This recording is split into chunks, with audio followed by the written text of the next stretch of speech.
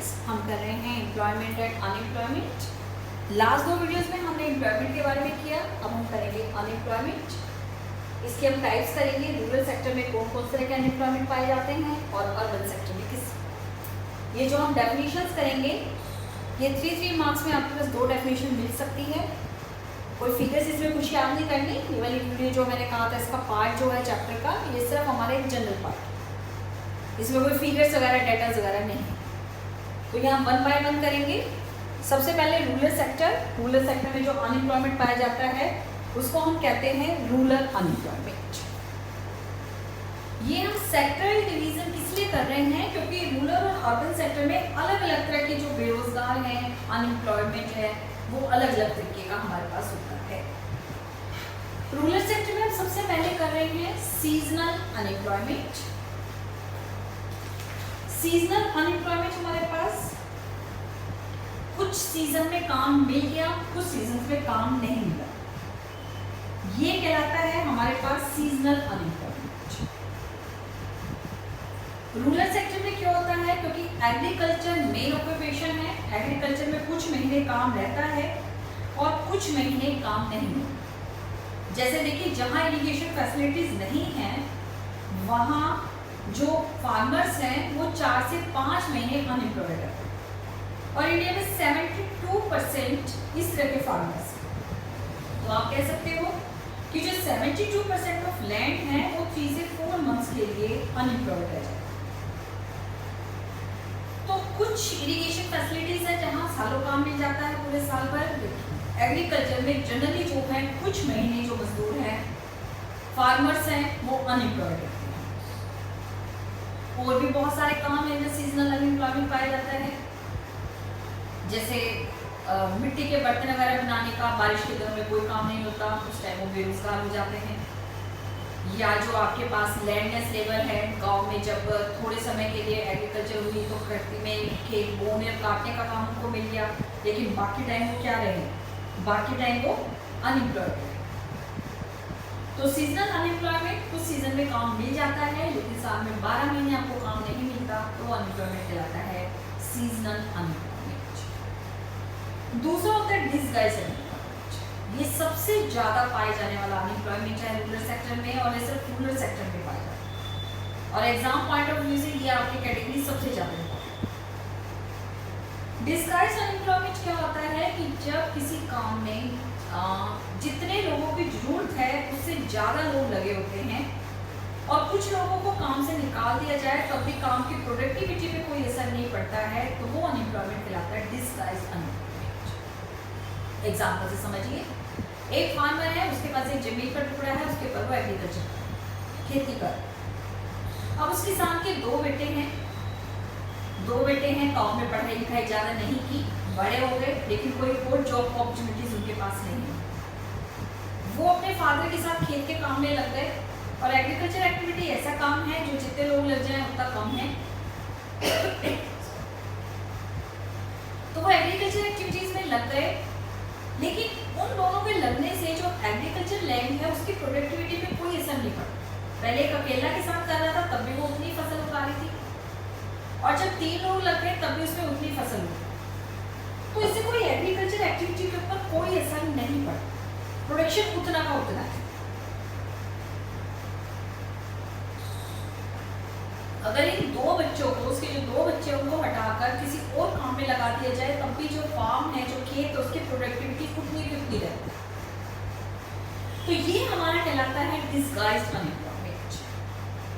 तो ये rural sector में बहुत ज्यादा पाया जाता है, क्योंकि एक तो रूरल सेक्टर में हमारे पास एग्रीकल्चर मेन एक्टिविटी है, और दूसरा रीजन क्या है कि जो रूरल सेक्टर है वहाँ हमारे पास ऑल्टरनेटिव एम्प्लॉयमेंट अपॉर्चुनिटीज अवेलेबल नहीं है। तो जब एम्प्लॉयमेंट अपॉर्चुनिटीज अवेलेबल नहीं है तो मजबूरी में आपको उसी खेत में काम करना पड़ता है, और वहाँ लगातार लोगों की संख्या बढ़ती चली जाती है। ये जो रेशो है वो हमारे पास, जैसे 1966 में एक शकुंतला मेहरा एक कमेटी बैठी थी, उसने बताया था कि 70.1% डिसगाइज्ड अनएम्प्लॉयमेंट। उसके बाद ऐसा ही एस्टिमेट अजीत के गौसे ने किया 2015-16। इन्होंने भी ऐसे कुछ बताया कि जो 15% जो वर्किंग पॉपुलेशन है एग्रीकल्चर सेक्टर में वो डिस्गाइज अनएम्प्लॉयमेंट। और इसी वजह से देखिए अभी हमने जो स्ट्रक्चर अभी देखा था उसमें हमने देखा था प्राइमरी सेक्टर में 48% काम कर रहे हैं, तो ये 48% काम भी कर रहे हैं और डिस्गाइज अनएम्प्लॉयमेंट पहुंच जाता है, क्योंकि आपके पास कोई अल्टरनेटिव जो कोई मेजर है ही नहीं, कोई मेजरमेंट नहीं है, कोई और काम ही की नहीं है, तो लेके और आप खेतों में काम करने लगे, जबकि खेत में जो उपज है वो कोई हमारी फसल है, क्रॉप्स है, प्रोडक्टिविटी है, वो कोई इंक्रीज नहीं है। तो इंडिया में wastage of resources, human capital formation नहीं हो रहा। अगर इस एक्स्ट्रा लेबर फोर्स को हम एग्रीकल्चर सेक्टर से शिफ्ट करके इंडस्ट्रियल सेक्टर में ले आए, वो आने के लिए भी तैयार हैं, ऐसे नहीं कि वो लोग आने के लिए तैयार नहीं है, लेकिन कोई ऑल्टरनेटिव उनके पास है नहीं एम्प्लॉयमेंट फैसिलिटीज। अगर गांव में इंडस्ट्रीज को डेवलप कर लिया जाए तो ये जो एक्स्ट्रा लेबर फोर्स है जो वहाँ बेफालतू में है, तो इससे बहुत ज़्यादा प्रोडक्शन इंक्रीज हो सकता है। तीसरा यूजुअल स्टेटस अनएम्प्लॉयमेंट, जिसको ओपन अनएम्प्लॉयमेंट बोलते हैं।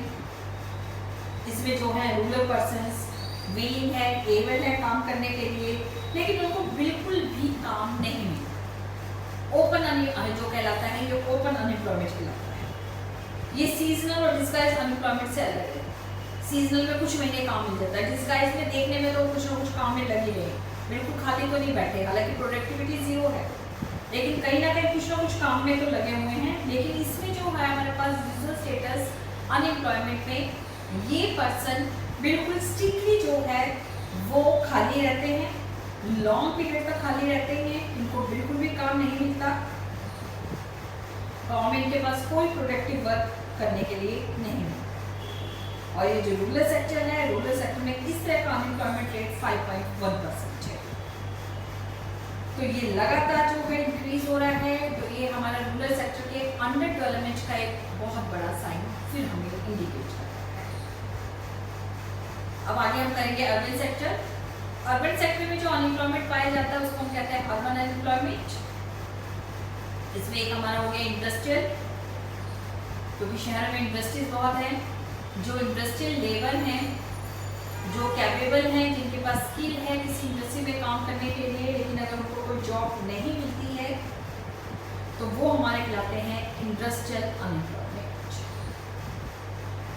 इंडस्ट्रियल एम्प्लॉयमेंट बहुत एम्प्लॉयमेंट अपॉर्चुनिटीज जनरेट तो करता है, लेकिन इंडिया में जो माइग्रेशन ऑफ लेबर है, गांव से शहरों की तरफ जो माइग्रेशन है, उतनी अपॉर्चुनिटीज ही क्रिएट नहीं कर पाता। तो उतनी अपॉर्चुनिटीज क्रिएट ना करने से वो लेबर जो है वो इंडस्ट्रियल सेक्टर में काम करना चाहते हैं, लेकिन उनको काम नहीं मिलता। ये पॉपुलेशन रेशो लगातार बढ़ती जा रही है और पिछले 10-12 सालों में बढ़ा है। इसके रीजन क्या है कि सबसे पहले तो जो पॉपुलेशन हमारी बहुत तेजी से इंक्रीज हो रही है, इतने लोगों को काम नहीं मिल रहा। दूसरा क्या है कि जो हमारा माइग्रेशन है रूरल सेक्टर से अर्बन सेक्टर की तरफ बढ़ा है, माइग्रेशन बढ़ने की वजह से अर्बन सेक्टर के ऊपर प्रेशर बढ़ा है। तीसरा क्या है कि जो हमारे यहाँ कॉटेज और स्मॉल स्केल इंडस्ट्री से जो लेबर इंटेंसिव टेक्निक का यूज कर रही थी वो डिस्ट्रॉय हो गई। इसमें बहुत सारे लोगों को काम मिल जाता है, लेकिन अब क्या कैपिटल इंटेंसिव टेक्निक का ज़्यादा यूज करने लग गए। लेबर की जगह हमने मशीनों को यूज करना शुरू कर दिया। अब लेबर की जगह मशीनें यूज कर रहे हैं, तो उसका रिजल्ट क्या होता है? उसका रिजल्ट ये होता है कि वहाँ काम नहीं मिलता। दूसरा है अर्बन सेक्टर में एजुकेटेड अनएम्प्लॉयमेंट। ये भी अर्बन अनएम्प्लॉयमेंट का एक बहुत मेन हिस्सा है। जो एजुकेटेड पर्सन्स हैं, मतलब जिनके पास कोई डिग्री है लेकिन उनको काम नहीं मिलता, तो इसको हम कहते हैं एजुकेटेड अनएम्प्लॉयमेंट। यहाँ हम एजुकेटेड में जिसके पास कोई, हमारे पास कोई ना कोई जो है डिग्री होनी चाहिए, और डिग्री होने के बाद जिनके पास काम नहीं है उनको हम कहते हैं एजुकेटेड अनएम्प्लॉयमेंट। ये रेशो भी हमारा लगातार इंक्रीज हो रहा है। रीजन क्या है? इकोनॉमिक, फर्स्ट अगर रीजन हम देखें, इकोनॉमिक ग्रोथ हमारी बहुत स्लो है जो अब्सॉर्ब नहीं कर पाती। दूसरा क्या है, हमारा एजुकेशन सिस्टम में बहुत डिफॉल्ट्स हैं, बहुत कमियां हैं। जनरल एजुकेशन है, लेकिन ये जनरल एजुकेशन जो है टेक्निकल एजुकेशन है, जनरल एजुकेशन है, लेकिन वोकेशनल एजुकेशन नहीं है। तो लोगों के पास डिग्री तो है लेकिन उनके पास कोई स्किल नहीं है जिससे उनको जॉब नहीं मिलती। तो ये एक बहुत बड़ा रीजन है एजुकेटेड अनएम्प्लॉयड। तीसरा फिर अर्बन में वही यूजर स्टेटस जहाँ पर्सन्स विलिंग एंड एबल हैं। गाँव में भी ऐसी सिचुएशन है और शहरों में भी ऐसी सिचुएशन है लेकिन उनको काम नहीं मिल पाता, तो वो हमारे पास यूजर स्टेटस। तो ये जो हमने अलग अलग किया ये आपके पास 3 मार्क्स में एक आ सकता है। अदर्स, स्ट्रक्चर्ड और फ्रिक्शनल अनएम्प्लॉयमेंट, इसको हम डिस्कस नहीं करेंगे, ये हम मैक्रो में कर चुके हैं। अनएम्प्लॉयमेंट की दोनों टाइप्स कर चुके हैं, तो ये डेफिनेशन भी आपकी यहाँ आ सकती है। अगली सिचुएशन हमने किया है अंडर एम्प्लॉयमेंट। ये अनएम्प्लॉयमेंट और एम्प्लॉयमेंट के बीच की सिचुएशन है। और इंडिया जैसे देश में अनएम्प्लॉयमेंट सिचुएशन बहुत ज़्यादा यूज की जाती है। अनएम्प्लॉयमेंट जो हमारे पास, अनएम्प्लॉयमेंट बिल्कुल काम नहीं, एम्प्लॉयमेंट काम नहीं, दोनों के बीच की सिचुएशन अंडर एम्प्लॉयमेंट। अब ये सिचुएशन क्या होती है? Under employment refers to the situation where persons who are in employment are not working full time and are able and willing to work more than they are actually performing। कि काम तो कर रहे हैं लेकिन जितनी देर और जैसा काम कर रहे हैं वो काम उनको नहीं मिलता। जितनी देर मतलब आप महीने में 30 दिन काम करने के लिए तैयार हैं लेकिन महीने में आपको सिर्फ 6 दिन काम, ये है अंडर। जैसा एक पर्सन है, उसने पोस्ट ग्रेजुएशन कर लिया, एमफिल कर लिया, पीएचडी कर लिया, अब उसके पास इतनी हायर डिग्री है, वो कैपेबल है कि वो कॉलेज के स्टूडेंट्स को पढ़ा सकते हैं। जो स्टूडेंट्स हाई स्टडी कर रहे हैं उनको वो पढ़ा सकते हैं।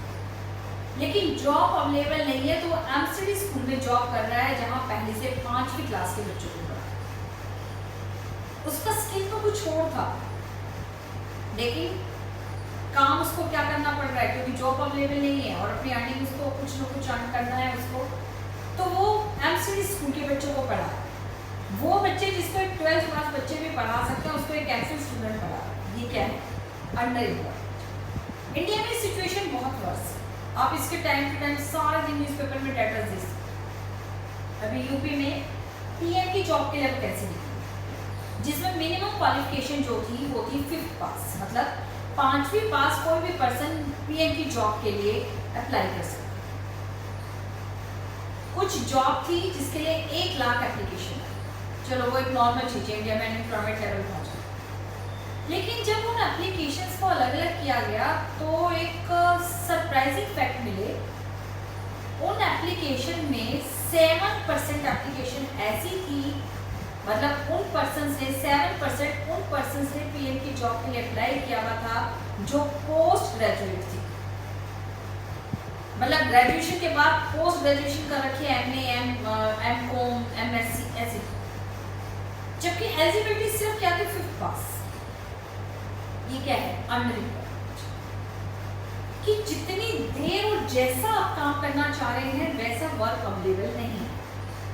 आप महीने में आराम से 30 दिन काम कर सकते हो, एक दिन में आप 8 घंटे काम करना चाहते हो लेकिन 3 घंटे काम होगा। जैसे आप आसपास से लेबर लेके आते हो, 2 घंटे का काम हुआ, 2 घंटे के आपने उसको पैसे दिए और चलाए, तो ये सब क्या कहलाता है आपके पास? Under employment. तो ये जो हमारे पास अलग अलग कैटेगरी है, ये अलग अलग कैटेगरी की आपको डेफिनेशन अलग करनी है। अब अगला हम क्वेश्चन करेंगे कॉजेज ऑफ अनएम्प्लॉयमेंट। ये भी हमारा फिर वही एक जनरल सा क्वेश्चन है, causes of unemployment. Causes of unemployment काफ़ी सारे पॉइंट हैं, कुछ पॉइंट्स आप अपने पास से भी बना सकते हो क्योंकि ये स्पेसिफिक क्वेश्चन नहीं है और मैं बार बार बता रही हूँ इंडियन इकोनॉमी में जो स्पेसिफिक क्वेश्चंस नहीं हैं उसमें आपके पास अपने पास से पॉइंट बनाने के लिए, उनको एक्सप्लेनेशन के लिए बहुत चांसेस होते हैं। तो इसमें हम करेंगे कॉजेज ऑफ अनएम्प्लॉयमेंट। फिगर्स हम देख चुके हैं, इंडिया में कितने अनएम्प्लॉयड पर्सन हैं, कितने लोग काम कर रहे हैं, कितने लोग अनएम्प्लॉयड हैं। अनएम्प्लॉयमेंट लेवल इंडिया में लगातार इंक्रीज होता जा रहा है। तो ये इतने ज़्यादा अनएम्प्लॉयमेंट लेवल इंक्रीज होने के रीज़न क्या हैं, ये हम करें। ये रीज़न अगर आप पढ़ेंगी ना तब भी आज आप लिख सकते हो। पॉइंट्स जितने मैक्सिमम बनाओगे उतनी ज़्यादा आपके लिए वेटेज रहेगी। सबसे पहला रीज़न वही जो मैं बार बार कह रही हूँ, हर एक करंट चैलेंज में हम हर एक पॉइंट डाल सकते हैं, इंक्रीजिंग पॉपुलेशन। इंडिया में इंडिपेंडेंस के बाद से लगातार पॉपुलेशन इंक्रीज हुई। 1921 को हमने डिवाइड ईयर कहा, क्योंकि 1921 तक इंडिया में पॉपुलेशन बढ़ रही थी, लेकिन 1921 के बाद आपने देखा है इंडिया में जो पॉपुलेशन है वो लगातार इंक्रीज हुई, क्योंकि बर्थ रेट हायर है लेकिन डेथ रेट को हमने मेडिकल फैसिलिटीज से बहुत डिक्लाइन कर दिया। तो इससे क्या है, हमारे पास जितनी गवर्नमेंट प्रेडिक्शन करती है उससे ज़्यादा हमारी पॉपुलेशन ग्रोथ रेट है। अब पॉपुलेशन ग्रोथ रेट ज़्यादा है तो हमारे पास लेबर फोर्स का जो एक्सपेंशन है वो भी बहुत ज़्यादा है, लेबर फोर्स भी हमारी बहुत तेज़ी से बढ़ रही है। अब लेबर फोर्स तेज़ी से बढ़ रही है तो उतनी एम्प्लॉयमेंट जो अपॉर्चुनिटीज़ है वो इकोनॉमी में क्रिएट नहीं हो पा रही। तो इसकी वजह से लगातार अनएम्प्लॉयमेंट लेवल जो है वो हमारा बढ़। दूसरा हमारा फोकस ऑन इकोनॉमिक ग्रोथ। हमारी जितनी भी प्लानिंग है उसमें हम इकोनॉमिक ग्रोथ मतलब जीडीपी बढ़ाने की तरफ तो ध्यान देते हैं, लेकिन कहीं भी एम्प्लॉयमेंट बढ़ाने के रेट की तरफ ध्यान नहीं दिया। Growth rate employment increasing rate से हमेशा हाइयर है। इनका जो गैप है वो लगातार इंक्रीज होता जा रहा है। जो गैप है वो बहुत ज्यादा इंक्रीज हो रहा है और खासकर लिबरलाइजेशन के बाद तो ये बहुत ज्यादा इंक्रीज हो रहा है। क्यों? लिबरलाइजेशन के बाद हमारा इंडस्ट्रियल ग्रोथ तो बहुत तेजी से बढ़ा है, बार बार बात कर चुके हैं, लेकिन वहाँ लेबर इंटेंसिव टेक्निक यूज नहीं की जा रही, कैपिटल इंटेंसिव टेक्निक यूज की जा रही है, जिसमें जॉबलेस ग्रोथ का नाम हम लेते हैं। जैसे अगर हम फिगर्स लें 2005-10 में हमारा जीडीपी ग्रोथ रेट रहा 8.7%, लेकिन एम्प्लॉयमेंट जनरेशन ग्रोथ रेट रहा ओनली 0.28%, लेस देन 0.5%। कितना गैप हो गया? 7% का। 2010 से 2012 के बीच देखिए जीडीपी ग्रोथ रेट रहा 7.8%, लेकिन जो एम्प्लॉयमेंट जनरेशन रेट रहा वो रहा 1.1%। तो ये जो गैप है ये गैप लगातार बढ़ता जा रहा है। ग्रोथ रेट तो बहुत हाई रेट पे पहुंच गया है, लेकिन employment generation rate lower rate पे आता जा रहा है। तो इसका फोकस, इससे रिजल्ट क्या रहता है कि अनएम्प्लॉयमेंट लगातार। तो हमारी जितनी भी प्लानिंग है खासकर 1991 के बाद, उसके बाद हमारा सारा फोकस इकोनॉमिक ग्रोथ के ऊपर होता है, लेकिन हम ये नहीं देखते कि उस इकोनॉमिक ग्रोथ के लिए हम टेक्निक कौन सी यूज करें। इंडिया में हमें टेक्निक यूज करनी है लेबर इंटेंसिव, लेकिन हम टेक्निक यूज कर रहे हैं कैपिटल इंटेंसिव। इसी को आप अलग पॉइंट बना सकते हो कि हमारे पास जो इम्प्रॉपर टेक्निक है उसको हम यूज कर रहे हैं।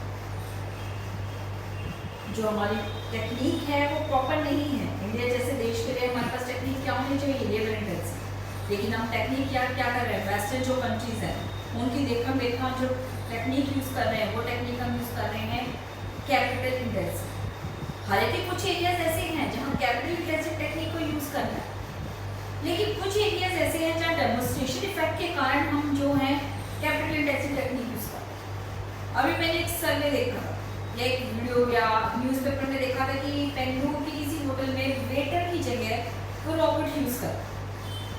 वेटर का काम कोई भी अनस्किल्ड लेवल पे कर सकता है, कमी नहीं है लोगों की ऐसी, लेकिन उसकी जगह हम शो ऑफ करने के लिए वेटर को यूज कर रहे हैं। ऑटोमेटिक मशीन यूज कर रहे हैं जहाँ हमें आराम से लेवल मिल सकते हैं। तो इसकी वजह से इंडिया में जो है अनएम्प्लॉयमेंट रेट बढ़ रहा है। अगला हमारे पास बैकवर्ड एग्रीकल्चर। एग्रीकल्चर सेक्टर में 48% लोग काम कर रहे हैं, लेकिन एग्रीकल्चर सेक्टर बैकवर्ड है। जितने लोगों को खपाना चाहिए उतने लोगों को ये नहीं खपा सकता। खासकर सीजनल अनएम्प्लॉयमेंट बहुत ज़्यादा पाया जाता है। अगर हम इरिगेशन फैसिलिटीज़ को डेवलप करते हैं तो एग्रीकल्चर सेक्टर में साल भर लोगों को काम मिलता रहेगा, सीजनल अनएम्प्लॉयमेंट कम हो जाएगा। उसके बाद फॉल्टी एजुकेशन सिस्टम, हमारा जो एजुकेशन सिस्टम है वो बिल्कुल फॉल्टी है। हम सिर्फ डिग्री की तरफ ध्यान देते हैं, फॉर्मल एजुकेशन की तरफ कोई ध्यान नहीं दिया जाता, वोकेशनल एजुकेशन की तरफ कोई ध्यान नहीं। उसके बाद जो टेक्निकल एजुकेशन है वो हमारे बिल्कुल आउट ऑफ सिनियोरियो है इंडस्ट्रियल रिक्वायरमेंट के। इस बारे में हम लास्ट वीडियो में भी हमने बात की थी कि हमारे जो MBA या इंजीनियरिंग जो करवाई जा रही है, उसमें जो कोर्स करवाया जा रहा है वो ऐसे कोर्स हैं, ऐसे स्किल उनको सिखाए जा रहे हैं जो इंडस्ट्रियल सेक्टर के साथ कहीं भी कोई मैच नहीं है। उसके बाद हमारे पास जो फॉल्टी प्लानिंग, जो प्लानिंग है वो बिल्कुल भी ह्यूमन कैपिटल फॉर्मेशन की तरफ ध्यान नहीं देती, जॉब अपॉर्चुनिटीज की तरफ इसमें कोई भी ध्यान नहीं दिया जाता। तो ये हमारे पास हो गया अनएम्प्लॉयमेंट के कॉजेस।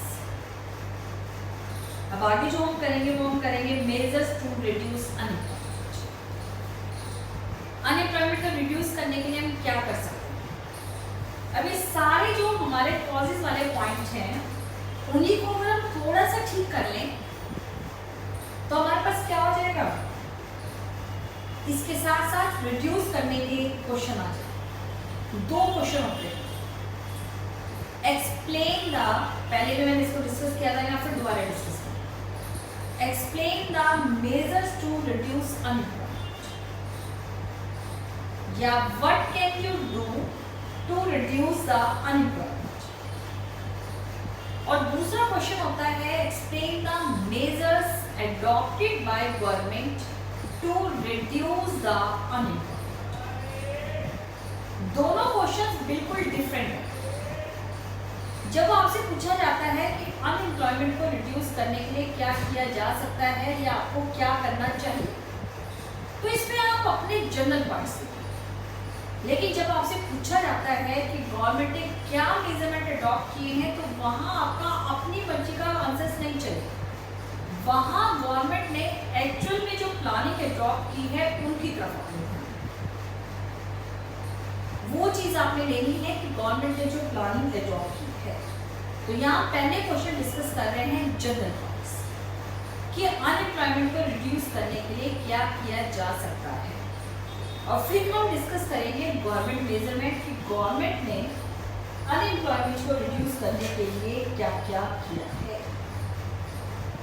पहले हम कर रहे हैं general, increase the growth rate of GDP. अगर हम जीडीपी का ग्रोथ रेट बढ़ाएं तो उससे एम्प्लॉयमेंट अपॉर्चुनिटीज अपने आप बढ़ेगी, अपने आप लोगों को काम मिलेगा।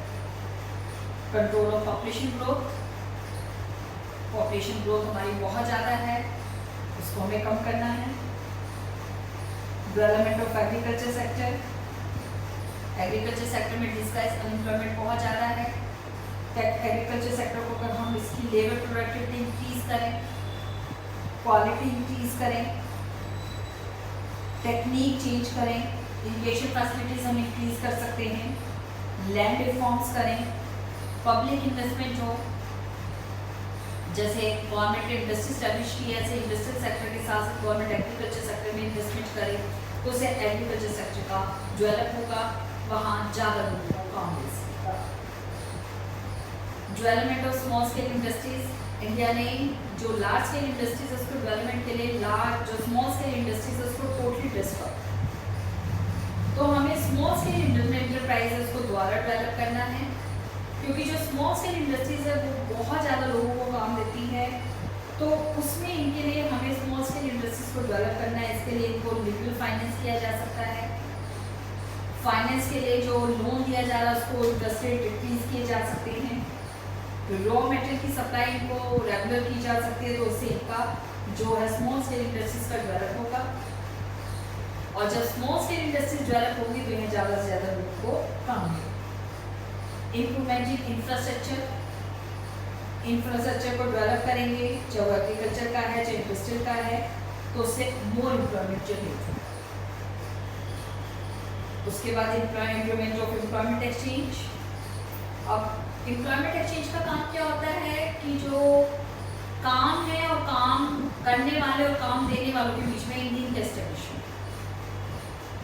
विदेशों में जो आपके डेवलप कंट्रीज हैं वहाँ एम्प्लॉयमेंट एक्सचेंज के माध्यम से जॉब है। जिन कंपनियों की जो रिक्वायरमेंट है वो एम्प्लॉयमेंट एक्सचेंज में दे देते हैं और जिन लोगों को काम करना है वो एम्प्लॉयमेंट एक्सचेंज में करना है। दोनों के बीच में लिंक स्टैब्लिश हो जाता है। लेकिन इंडिया में एम्प्लॉयमेंट एक्सचेंज जो है उस तरह का कंसेप्ट जो है वो गाँव में तो है ही, और शहरों में ऐसे लोग ऐसे के बारे में ज़्यादा लोगों को पता नहीं है। बहुत कम लोग जो हैं वो काम वहाँ नाम दर्ज करवाते हैं। तो ये जो इस तरह के जो एम्प्लॉयमेंट एक्सचेंज है वो ज़्यादा से ज़्यादा सर्विस करने चाहिए, जहाँ ज़्यादा से ज़्यादा लोग अपने नाम को दर्ज कर सकें। उसके बाद सेल्फ एम्प्लॉयमेंट अपॉर्चुनिटीज। गवर्नमेंट ज़्यादा बेस प्रोग्राम नहीं क्रिएट कर सकती, लेकिन जो लोग खुद का काम कर सकते हैं उनके लिए गवर्नमेंट ईजी इंटरेस्ट रेट के ऊपर उनके लिए लोन प्रोवाइड कर सकती है, उनको ट्रेनिंग दे सकती है, उनके मार्केटिंग के लिए अरेंजमेंट कर सकती है, मतलब माल वाल को बनाने में गवर्नमेंट उनकी हेल्प। उसके बाद हमें एजुकेशन सिस्टम उसमें रिफॉर्म करना है, और इन्हीं पॉइंट्स को देखते हुए देखिए एजुकेशन सिस्टम जो है, न्यू एजुकेशन जो पॉलिसी है वो हमें अडॉप्ट किया है, जिसको 2030 तक अप्लाई करना है। उसमें एजुकेशन सिस्टम में बहुत रिफॉर्म्स किए गए हैं। वोकेशनल एजुकेशन को 6th क्लास से शुरू करना है, तो इस तरह के रिफॉर्म्स बहुत सालों पहले हो जाने चाहिए। अभी देखो जैसे रिफॉर्म्स की जाना है, अगर वो पूरी तरह से अप्लाई होते हैं तो उससे इंडिया में भी बहुत ज़्यादा इम्प्रूवमेंट चाहिए। मैन पावर प्लानिंग की हमें इकोनॉमिक ग्रोथ से ज़्यादा जो ह्यूमन कैपिटल फॉर्मेशन है उसकी तरफ ध्यान देना है, और साथ साथ उसको कि जॉब भी लोगों को मिल जाए वो हमें इसमें ज़्यादा यूज़ करना है। ये जो एम्प्लॉयमेंट चेंज के जो प्रोग्राम हैं, इन प्रोग्राम से इंडिया में एम्प्लॉयमेंट लेवल बढ़ेगा। नहीं तो ये रिसोर्सेज जो हैं ये रिसोर्सेज वेस्ट जा रहे हैं, जो हमारी एसेट्स हैं उन एसेट्स को हम वेस्ट जा रहे हैं। लास्ट क्वेश्चन कि जो गवर्नमेंट है, गवर्नमेंट ने एम्प्लॉयमेंट के लिए इंक्रीज करने के लिए गवर्नमेंट ने क्या किया है। अब ये क्वेश्चन आपको अलग से याद करने की जरूरत नहीं है कि explain the methods to improve the employment facilities by the government. ये क्वेश्चन हम जब हमने पॉवर्टी चैप्टर किया था वहाँ पॉवर्टी एलिवेशन प्रोग्राम किया। आपने देखा था जो पॉवर्टी एलिवेशन प्रोग्राम थे उसमें सारे हमने एम्प्लॉयमेंट जनरेशन की। उस सारी वीडियो अगर आप दोबारा देखेंगे तो उसमें मैंने बेस प्रोग्राम और सेल्फ एम्प्लॉयमेंट प्रोग्राम दोनों अलग अलग करवाए। तो उसमें जो हमने पॉवर्टी एलिवेशन प्रोग्राम करवाए थे वो सारे ही हमारे एम्प्लॉयमेंट जनरेशन स्कीम्स, और उससे मैंने याद हो आपको कहा भी था कि ये वाला क्वेश्चन आपका 2 चैप्टर में काम है। तो ये 2 चैप्टर यहाँ एम्प्लॉयमेंट है, तो बुक्स में कईयों में अलग अलग दे रखा है, तो आपको अलग अलग करने की जरूरत नहीं है। जहाँ एक बार आप याद कर लेते सेम पॉइंट्स, क्योंकि अनएम्प्लॉयमेंट मतलब पॉवर्टी, तो पॉवर्टी एलिवेशन का मतलब सबसे पहले लोगों को काम दिलवाना है।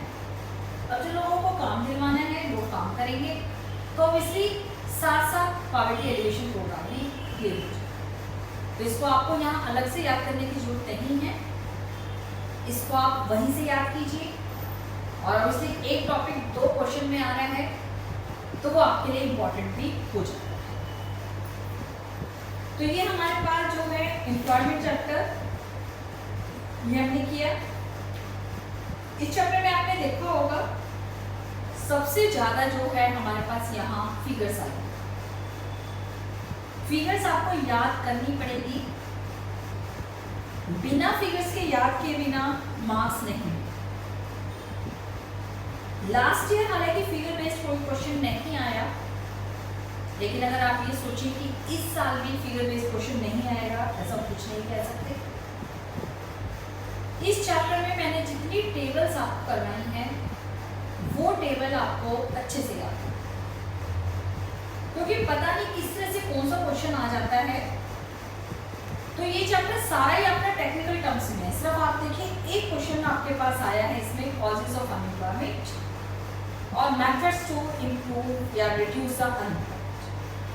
ये क्वेश्चन एक आपका जनरल क्वेश्चन है और सारे क्वेश्चन आपके जो है वो टेक्निकल क्वेश्चन है। तो जो टेक्निकल क्वेश्चंस हैं, मतलब जिसको आपको याद करना पड़ेगा, अपने पास से आप कुछ नहीं लिख सकते, उस तरह के क्वेश्चंस के आने के आपके पास ज़्यादा चांसेस हो जाते हैं। तो ये टेबल, हालांकि मेरे को भी पता है कि टेबल्स लर्न करना, फिगर्स लर्न करना थोड़ा सा मुश्किल भी लगता है और इंटरेस्टिंग भी नहीं लगता, लेकिन हमारे पास कोई ऑप्शन नहीं है, आपको ये याद करना पड़ेगा। और फिगर आपको आउटडेटेड फिगर्स याद नहीं करने, जो भी फिगर्स आप याद करेंगे वो फिगर्स आप लेटेस्ट फिगर याद। हर एक क्लास में मैं आपको जो भी फिगर्स दे रही हूँ वो फिगर्स आपको इसी तरह की फिगर्स दी जा रही है जिसमें लेटेस्ट फिगर्स।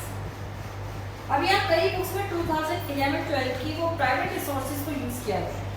ऑफिशियल हमारा जो NSSO है उसने 2011-12 का ही डाटा लिया, तो आपको इसमें जो याद करना है वो 2011-12 के फिगर्स ही याद करना है।